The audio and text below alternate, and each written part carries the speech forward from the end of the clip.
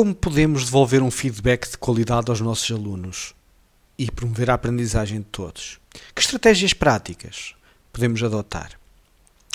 Concentremos-nos neste quadro que se baseia em duas perguntas: o momento, o quando ocorre o feedback, e o quem está envolvido. Não podemos esquecer que não é só o professor que dá feedback, também os alunos e os pares. E o feedback tem que ocorrer antes da tarefa, ou seja, explicar aquilo que vai acontecer, durante, para monitorizar, e depois. Aliás, é muito importante focarmos nesta questão do aluno ser levado a querer aprender mais e trabalhar a sua aprendizagem. E não nos podemos esquecer que estão os pares e os alunos envolvidos. Portanto, não é só o professor que tem a responsabilidade. Quanto ao como se materializa, tem que haver aqui mais informação sobre aquilo que o aluno consegue ou não fazer e ser o mais imediato possível, ou seja, ser uma avaliação de ciclo curto. Nesse aspecto, importa que o feedback, por um lado, analise o processo ou o produto que está em causa, por exemplo, através de uma rúbrica ou de uma lista de verificação, mas também que trabalhe o estímulo da motivação, que dê feedback motivacional para o aluno prosseguir o seu trabalho. Neste sentido, relembra-se esta escala de quantidade de informação que as diferentes estratégias podem assumir, sendo que as rúbricas e as listas de verificação acabam por ser aquelas que ajudam mais os alunos, e no polo oposto temos a questão dos símbolos, da sinalética, mas temos pelo meio a questão dos exemplos. Mas vamos a aspectos práticos. Número 1, questionamento. Seja na planificação da sala das aulas, ou seja, as questões que vão orientar a apresentação do professor, seja na motivação, na problematização da importância daquilo que estamos a aprender, seja a importância do uso de questões abertas e aquele diálogo questionante do professor que deixa como que o aluno completar as ideias e até mesmo usar o coro. Se quisermos uma atividade estruturada para isto, temos o exemplo da tertúlia dialógica, que se baseia em pegar num texto preparado pelo professor, inicialmente lido pelos alunos, sublinhado, e depois promover um debate democrático, questionamento sobre esse texto. É óbvio que quando pensamos no e-learning, podemos usar o fóruns ou os chats para promover este debate em questão. A questão é tão importante, o questionamento é tão importante, que devemos também passá-lo para o lado do aluno, ou seja, colocar os alunos a fazer questões sobre aquilo que vão aprender, sobre aquilo que já sabem, e depois transformar essas questões em questões de aprendizagem. Um exemplo estruturado é o KWL, ou seja, usar a estratégia de, antes de avançar para a tarefa, o que é que o grupo já sabe, depois definir o que é que querem aprender, e orientado pelo professor, e no final voltar a este KWL e registar aquilo que se aprendeu. Temos aqui um exemplo de uma escola muito semelhante, em que o desafio da professora de ciências é os alunos transformarem em questões, para onde vou, ou seja, que questões é que vão responder, depois em determinado momento da aprendizagem posterior vão fazer uma reflexão, sabem ou não sabem, onde é que estou agora, os semáforos de cores, e depois se sinalizarem algum semáforo em amarelo ou vermelho, como é que posso resolver estas tarefas? É óbvio que se utilizarmos um diário, um blog, um documento partilhado estruturado, os alunos podem ter um documento onde guardam tudo isto em termos de e-learning. Mas não chega o aluno questionar-se. O questionamento, apesar de importante, é também importante os alunos apropriarem-se dos critérios de sucesso. Ou seja, eles têm que saber aquilo que se espera. E temos que partilhar com eles ou rúbricas ou listas de verificação que os ajudem a perceber claramente os critérios daquilo que se pede, e depois assegurar que os alunos percebem isso. Como? Por exemplo, a revisão de trabalhos de exemplos. Dá-se exemplos de trabalhos feitos por outros alunos ou anónimos, e os alunos vão pegar nos critérios de sucesso, na rúbrica ou na lista, e vão aplicá-lo sobre esse trabalho. Outra estratégia é afixar na sala de aula aquilo que se pretende, aquilo que se espera, num quadro, e depois cada aluno pega num post-it no seu nome e vai-se posicionar. E vai-se posicionando ao longo das aulas e vai evoluindo nesta quadro holístico.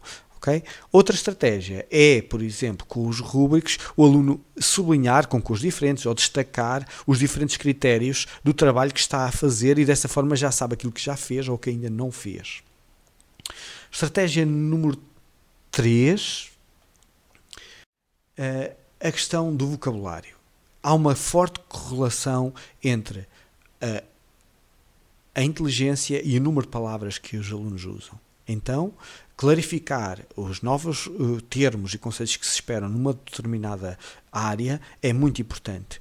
Envolver os alunos nessa compilação, depois discutir com eles os significados e que palavras é que podem ir sendo acrescentadas. Estas palavras convém que sejam guardadas num glossário ou em algo que o aluno possa consultar facilmente. E depois vamos a dinâmicas de aplicação, seja na conversa, seja em tarefas. E aí o aluno já pode autoavaliar e até fazer essa avaliação de pares sobre se estão ou não a utilizar os conceitos, estão ou não a usar os significados.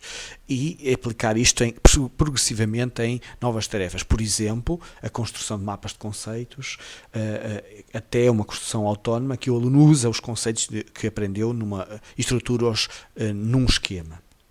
Em termos de digital, podemos utilizar a construção de glossários, há aplicações como a VersoApp ou mapas de conceitos que podem ser construídos online.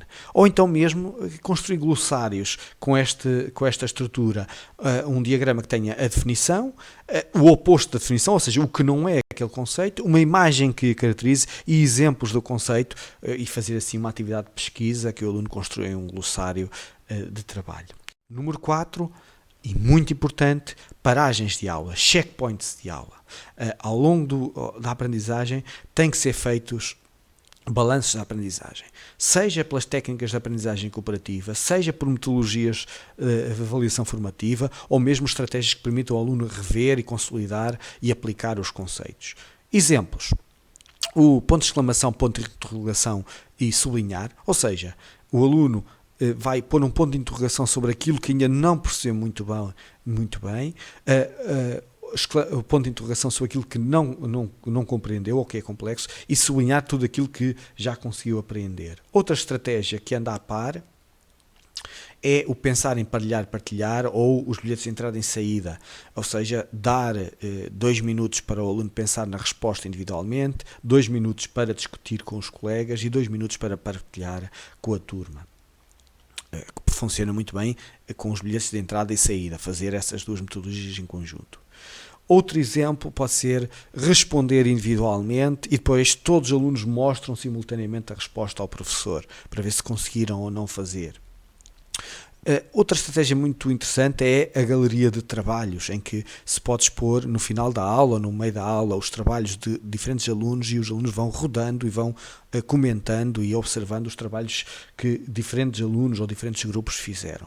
Há imensas estratégias que vale a pena pensar e usar. O 3-2-1, 3 coisas positivas, 2 aspectos a melhorar e uma coisa que não consegui, dificuldade. A estratégia de 1 minuto ou o sumário de 3 níveis, ou seja, sumariar aquilo que se aprendeu até 15 palavras, depois até 50 palavras e até 100 palavras, ou seja, 3 níveis de sumarização. Ou o Robin Chart, pegar numa questão em aberta e circular pelos grupos e que os grupos vão acrescentando respostas a esta questão aberta e fica uma construção colaborativa. Se estivermos a falar no digital, se for na sala de aula, o Plickr pode ajudar a responder mesmo sem internet, mas temos também toda a panóplia de quiz digital, como o Quiziz, uma dinâmica mais formativa. Em sala de aula temos também o Nearpod, que permite uma aula passo a passo, ou até mesmo usar a questão dos murais digitais que permitem afixar todos os alunos colaborarem. Paralelamente, em quinto lugar, aparece-nos já a aplicação em grupo, muito relacionada com esta, que tem a ver com pôr em prática a aprendizagem em grupo, mas esta aprendizagem em grupo permite que os alunos deem feedback entre eles, ou seja, que aprendam em conjunto. Pode ser uma coisa mais analógica, por exemplo, pegar em cartões e categorizá-los, priorizá-los, agrupá-los, construir uma linha do tempo, simplesmente fazer uma tarefa de sala de aula em que se agrupa o conhecimento. Podemos pegar em dinâmicas já de sala de aula, por exemplo, os 4 cantos, concordo, discordo, faria algo para, não faria algo para, e os alunos deslocam-se em função destes 4 cantos da sala. O perguntar e encontrar resposta, ou seja, fazer perguntas e depois procurar no grupo quem consegue responder a essas perguntas e circular pela sala. Muito importante a revisão pelos pares com 3 estrelas e 2 de 6, muito positiva, já falámos. Ou mesmo em aspectos mais como a físico-química ou matemática, a distribuição de papéis com papéis rotativos, em que num exercício um aluno lê e depois no outro exercício vai reformular, vai propor solução e vai validar a solução feita, ou seja, papéis rotativos. Em termos do e-learning, temos ferramentas como o Socrative ou o Menti que ajudam a trabalhar, a alimentar esta aprendizagem de grupo muito facilmente, mas também a edição conjunta de uma panóplia de ferramentas, desde o Google Docs, apresentações, vídeos, tudo aquilo que pode permitir a criação em grupo. Número 6, aquilo que já fazemos, fazê-lo ainda melhor. Seja pela metacognição, ou seja, introduzir nas nossas tarefas, por exemplo, imaginemos a preparação do teste. Vamos refletir como é que se planeou a preparação para o teste, que dificuldades é que houve no teste e como é que elas podem ser superadas, qual é o valor dos testes para aprender e como ir mais além nos resultados dos testes. Mas também até ir em uma intervenção mais do âmbito de tutorial, em que o professor pode mesmo até fazer um contrato com o aluno, como é que ele pode melhorar a sua aprendizagem, valorizar o papel e o percurso de cada um. Por exemplo, separar as questões de desenvolvimento e criar desafios semanais, de uma forma a que todos os alunos tenham um tempo específico por semana para se dedicar a escrever e a registar respostas. Ou então mesmo pegar na questão dos testes por fases e depois fazer uma fase individual, uma fase em grupo, ou então a correção do teste em grupo, ou seja, permitir que os alunos corrijam as perguntas onde houve mais dificuldades e entreguem ao professor para ele corrigir em grupo, ou fazer questões de recuperação em que todos os alunos tenham a possibilidade de melhorar respostas ou fazer tarefas de substituição, ou mesmo pedir a pares de grupos que estudem em conjunto e tentem depois recuperar as aprendizagens, valorizando quer o aluno que conseguiu recuperar as aprendizagens, quer o aluno que apoiou o colega a estudar. O e-learning e o digital são incontornáveis nesta questão, seja na realização de quizzes e testes mais sistemático, ou seja, fazer mais vezes a testagem, que não dá assim tanto trabalho ao professor e permite ao aluno saber e acompanhar como está, seja na integração de testes mistos.